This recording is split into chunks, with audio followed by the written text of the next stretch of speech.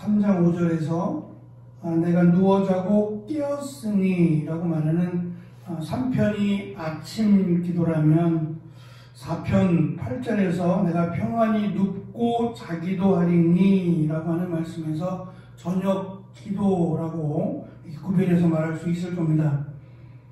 10편 4편도 다윗의 시라고 되어 있는데요. 3편은 명확하게 압살롬에게 라고 하는 상황을 설명해 주는 반면 4편에서는 어떠한 일이 있어서 다윗이 이런 간구의 고백을 하고 있는지에 대한 배경 설명이 명확하진 않습니다. 다만 우리가 7절에서 그 힌트를 얻을 수 있는데요. 7절 내용을 통해서 보게 되면 지금 나라에 이 곡식과 관련된 기근이나 흉년이 있었던 것으로 보여집니다. 근데 그것에 대한 탓을 다윗 때문에 다윗이 하나님께 범죄하여 라고 하는 것으로 말미암아 다윗이 굉장히 힘들어하는 것 같아요.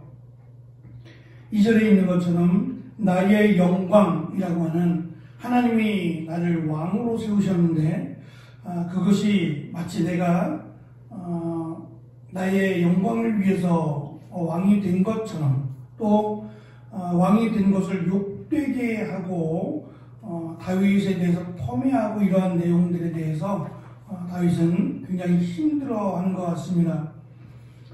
4편을 기록한 목적은 분명히 그 처한 상황이 같지 않을 거예요. 하지만 내가 불의한 일로 내가 원치 않았던 내가 행한 것이 아님에도 불구하고 불의한 일로 내가 어려움을 겪는다든지 상처를 당할 때 다윗이 이러한 기도를 한 것처럼 우리도 감당하기 어려운 또는 불의하게 당하는 어려움들을 만났을 때 하나님께 나와 기도하라고 하는 그런 의미를 가지고 있는 시다라고 볼 수 있을 겁니다. 다윗은 나의 의로우신 하나님, 곤란 중에 나를 너그럽게 하시는 분, 내게 은혜를 베푸시는 분으로 부릅니다. 다윗이 솔직히 왕이 될 수 있었던 것도 다윗의 고백 또는 하나님의 말씀에 의하면 하나님이 하신 일이었어요. 일개 목동에 불과하던 다윗을 하나님이 골리앗을 통하여 스타가 되게 하신 것도, 그리고 다윗이 행하는 일들, 심지어는 사울이 다윗을 몇 번에 걸쳐 죽이려고 했어요. 다윗은 혼자였고 또 비류들이라고 하는 아무런 도움이 되지 않는 약자들과 함께 도망을 다녀야 했어요.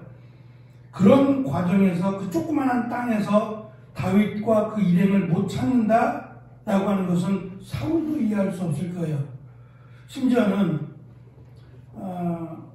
일대문헌에 나오는 이야기지만 다윗이 이렇게 숨었을 때, 사울을 피해서 숨었을 때 사울이 분명히 여기 있을 것이다, 다윗이 분명히 여기 숨었을 것이다 라고 해서 쫓아왔는데 그때 진짜 한 걸음만 내디디면 바로 다윗을 잡을 수 있는 그때 하나님이 그 거미를 준비하셔서 거미줄을 치셨어요. 다윗과 그 일행이 숨은 그곳에 거미줄을 이렇게 친 거예요. 그러니까 사울이 분명히 이곳으로 들어갔다면 거미줄이 없어야 되잖아요. 근데 거미줄이 쳐져 있다는 것은 일이 들어간 것은 아니다 라고 보게 돼서 위기를 모면했다 라고 하는, 믿거나 말거나 문헌에 있습니다. 그런 내용이 아니더라도 우리 성경에 있는 내용처럼 정말 사면 초가인 장면들도 많았고, 심지어는 자식들이 반역을 해서 아버지를 죽이려고 하는 참 이루 말할 수 없는 아픔도 있었어요. 어제도 말씀드린 것처럼 다윗이 다 잘했느냐? 그거는 분명히 아니에요. 그럴지라도 지금 이 다윗이 고백하는 내용들은 자신의 어떤 의로움만을 고백하고 있지는 않아요. 자신의 연약함, 또 부족함을 고백합니다. 하지만 다윗이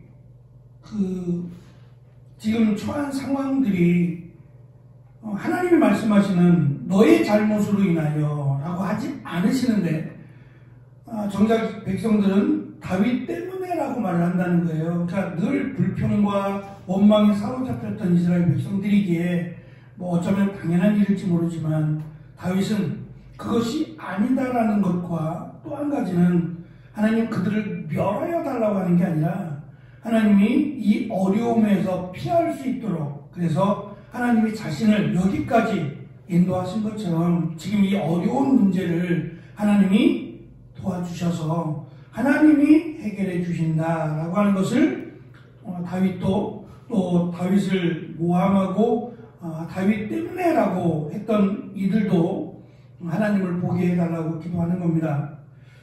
다윗은 특별히 자신을 모함하고 위협하는 이들에게 2절에 보면 인생들아라고 번역을 합니다. 인생들아라고 번역을 했는데 이 말이 히브리 성경에서 보면 사람의 아들들이라고 하는 의미예요. 사람의 아들이 아닌 경우가 어디 있겠어요. 하지만 바울이 지금 말하고자 하는 자신은, 그리고 하나님을 믿는 사람들은 하나님의 아들로 지금 생각하고 있는 거고, 그렇지 않고 하나님을 대적하고 하나님이 세운 다윗을 모함하는 이들은 구별지어 사람의 아들들아라고 이야기합니다. 창세기에 있는 것처럼 하늘에 있는 자들이 사람의 딸들을 취하여 라고 하는 것처럼 하나님의 자녀들과 또 사람의 아들들을 구별하고자 하는 그런 의미를 담았습니다. 그들의 생각이나 행동이 하나님의 없음과 공의로운 하나님을 무시한 그들의 세 가지 행동을 다윗은 지적합니다. 첫째는 욕되게 하고 헛된 일을 좋아하고 거짓을 구하는 이러한 모습들을 다윗이 비꼬아서 지금 하는 말입니다. 너희들의 생각이나 너희들의 행동이 이 같다라고 하는 이것이 사람의 아들들의 모습이다라는 것을 바울은 지적합니다. 3절은 히브리 성경에서 알다라고 하는, 너희가 알지어다라고 하는 알다라고 하는 단어로 시작을 합니다. 알아야 한다는 거죠. 너희가 반드시 알아야 한다라고 하는 경고적인 내용입니다. 하나님께서 나를 택하셨는데 그 택하심의 기준이 경건한 자라고 하는 기준입니다. 하나님이 나를 세우신 것도 경건한 자라는 기준에서 나를 세웠다라고 고백하는데요. 이 경건한 자라고 하는 단어가 룻기에서 보아스가 룻이나 나오미의 기업물을 자로, 그러니까 약 40년이 남았다 그랬어요. 그 40년을 그냥 솔직히 돕지 않아도, 기업을 물지 않아도 사람들로부터 저 사람은 참 인색하네 라고 하는 그런 이야기는 들을지라도 꼭 그래야 되는 건 아니에요. 그런데 보아스는 마음이 편치 않았어요. 자신은 하나님의 복을 받아서 이렇게 여유 있게 넉넉하게 살아가는데 하나님의 저주를 받았다라고 스스로 생각하는 나오미를 버려둘 수 없어요. 하나님은 그렇지 않은 분인데, 나오미의 인생 가운데 거하시는 하나님, 나오미가 생각하는 하나님은 나를 징계하시고 나를 치시는 하나님이잖아요. 그러니까 그것이 너무 속상한 거예요. 정말 하나님은 인자하시고 축복하시는 그런 하나님인데, 나오미는 자신의 인생 가운데 남편을 죽이고 남편이 죽고 두 아들이 죽은 그것을 하나님 탓으로 자꾸 돌렸어요. 하나님이 나를 치신 것으로, 하나님이 내 인생을 이렇게 만드신 것으로 하나님의 탓을 하고 있는 것을 참 가슴 아파했고, 무엇보다 자신이 이 하나님께 받은 이 은혜를 나누고 싶었어요. 이 모습을 헤세드라고 부르는데요. 이 헤세드라고 하는 단어가 바로 경건한 자예요. 그러니까 내가 죄를 짓지 않으려고 하는 이런 게 아니라 오히려 내가 다른 사람을 도와주려고 하는, 내가 더 적극적으로 나보다 연약한 사람들을 도와주고, 그건 이유가 없어요. 내가 받은 은혜가 크기 때문에 그러는 거예요. 나눠주려고 하고, 이러한 모습을 지금 경건한 자라고 번역이 된 겁니다. 하나님을 향한 열심을 내고 또 하나님의 사람들을 도우려고 하고, 이러한 모습들이 하나님이 택하신 기준이었다라고 다윗은 고백하고 있는 겁니다. 하지만 어디까지나 사무엘상하나 또는 사무엘하죠. 사무엘하에서 다윗이 왕이 되고 나서 또는 왕이 되기 전 그 기록된 내용만을 보면 다윗이 자비와 긍휼의 왕이었다? 이건 좀 아이러니해요. 왕들의 모습이 그렇지만 이렇게 베풀기보다는 취하는 자였어요. 남의 아내를 취하고 무엇을 취하고 이렇게 권력을 가지고 취하는 자로서의 모습을 우리가 많이 보아왔지, 다윗이 자비와 긍휼을 베푸는 왕으로 비춰지진 않았단 말입니다. 그러니까 사무엘 하에 기록된 내용만 가지고는 다윗을 다 알 수 없는 거죠. 실제로는 이면에, 그러니까 다윗이 왕인데 또 하나님이 특별히 사랑하시고 세우신 왕인데 다윗도 어쩔 수 없는 인간이다 라고 하는 그 모습을 드러내기 위해서 의도적으로 사무엘 하를 기록했다면 충분히 그럴 수 있지만, 또 반대적인 의미에서 우리가 정말 다윗을 존경하고 또 다윗을 기억해야 될 내용들도 있을 텐데 그 부분은 사무엘하에서 많이 빠져 있어요. 오히려 다윗을 공격하고 다윗의 치부를 드러내는 그런 모습들이 많았잖아요. 그러니까 지금 다윗이 고백하고 있는 것처럼 하나님이 나를 왕으로 세우신 그 이면에는 자비와 긍휼의 모습이 있었기 때문에라고 다윗이 고백하고 있다면 다윗이 그러한 모습이 많았겠죠. 그럼에도 불구하고 다윗을 향해서 다윗을 모함하고 다윗을 폄하하고 다윗을 지적하고 하는 이들에게 하나님의 심판을 두려워하고 떨며 자신에 대해서 모함하는 죄를 더 이상 저지르지 말고 잠잠하라고 권면합니다. 왜냐하면 그들에게 임할 하나님의 심판을 알기 때문이에요. 하나님 심판을 받지 말고 심판을 받기 전에 잠잠하고 두려워하라 라고 하는, 그래서 이 잠잠하다 라고 번역된 단어는 울다라고 하는 의미도 있어요. 잠잠하다, 울다.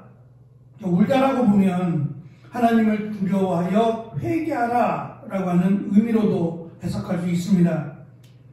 자기를 비난하기보다 하나님이 기뻐하시는 의로운 제사를 드리면 하나님이 너희들도 축복하실 것이다 라는 것을 바울은 권면하고 있습니다.